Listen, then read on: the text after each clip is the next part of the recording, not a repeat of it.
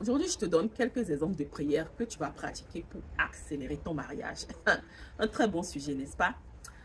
Voilà, si tu es célibataire et que ton célibat dure longtemps, la Bible nous dit que vous priez, mais vous n'êtes pas exaucé parce que vous priez mal.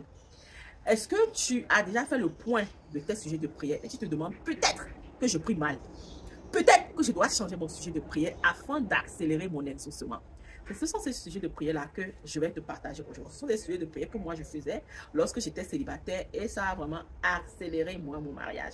Je sais que le mariage est une grâce divine. Il n'y a pas de concurrence, il n'y a pas de comparaison à faire. Mais il y a certains sujets qui touchent en fait le cœur de Dieu. Ok? Premier sujet, c'est arriver à te poser la question toi-même. Pourquoi est-ce que tu veux te marier? C'est ça. Dis-moi la vérité. Quand on te dit je veux me marier là, c'est pourquoi?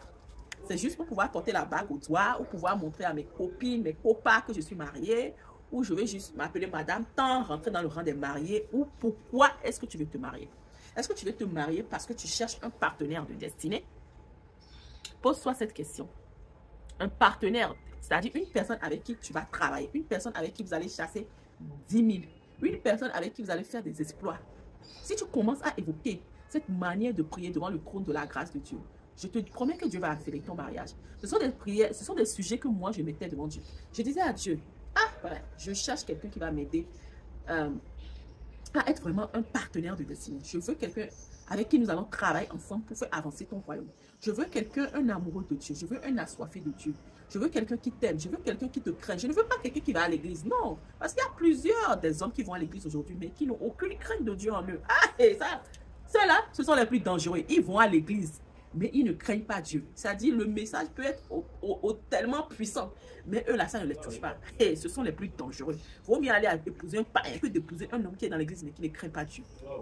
Donc, je demandais à Dieu un partenaire de destinée. Je demandais à Dieu, je veux quelqu'un qui va me secouer, en tout cas, où nous serons complémentaires et travailler ensemble pour faire avancer ton royaume. Je cherche quelqu'un qui te craint. Je cherche quelqu'un qui sera un motivateur pour moi. Je cherche quelqu'un qui va me laisser libre pour pouvoir faire l'œuvre pour laquelle tu m'as créé.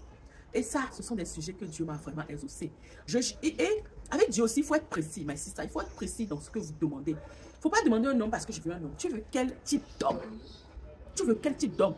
Tu veux un homme qui a une peau noire ou peau claire? Tu veux un homme qui est élancé ou court de taille? Tu veux un homme qui a des yeux bleus ou des yeux verts? Il faut être précis. Notre Dieu est un Dieu de précision. Quand il a créé les arbres, là, il ne les a pas créés bleu, vert. Non, les arbres sont verts, n'est-ce pas? Donc, il faut préciser ce que tu veux avec. Tu veux le monsieur là, tu veux qu'il soit de quel continent? Tu veux qu'il soit de quel pays? Tu veux qu'il parle quelle langue? Moi, j'ai précisé à Dieu, j'ai dit, moi, ta fille là, je veux un homme qui parle la même langue que moi. Je ne veux pas aller me mélanger dans des français bizarres, on ne va même pas se comprendre lorsqu'on aura des incompréhensions. Hein? Je veux un homme qui parle ma langue et Dieu me l'a donné.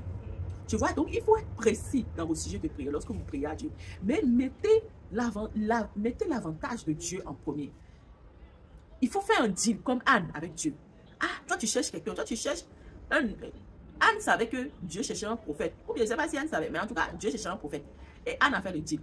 Donne-moi l'enfant, moi je te donne le prophète. Donc dis, donne-moi l'homme. Et moi là, je vais te donner plus de temps. Le monsieur là, il ne va pas m'accaparer. Il ne va pas m'empêcher de te servir. Il ne va pas m'empêcher de prier, ni de lire ma Bible, ni d'être la fille fervente que j'ai toujours été pour toi. Tu vois, ça c'est ce sujet de prière là. Tu ne vas pas chercher un homme parce que je cherche, ou bien tu dis à Dieu, je cherche un homme parce que je vais me faire aimer. Dieu va dire, retardez ce sujet là. Mettez-le sous le boisseau. Il ne faut jamais dire ça à Dieu. Dieu, ils sont les cœurs, ils sont les reins. Hein. Mais ce sont des sujets, il ne faut jamais dire. C'est comme si tu vas devant ton papa et tu dis, je cherche un homme qui va m'aimer plus que toi. Ça n'a pas de sens. Cherchez un homme qui va vous accepter tel que vous êtes, qui va vous aider à vous déployer, bien sûr, qui va vous aider à aller de l'avant.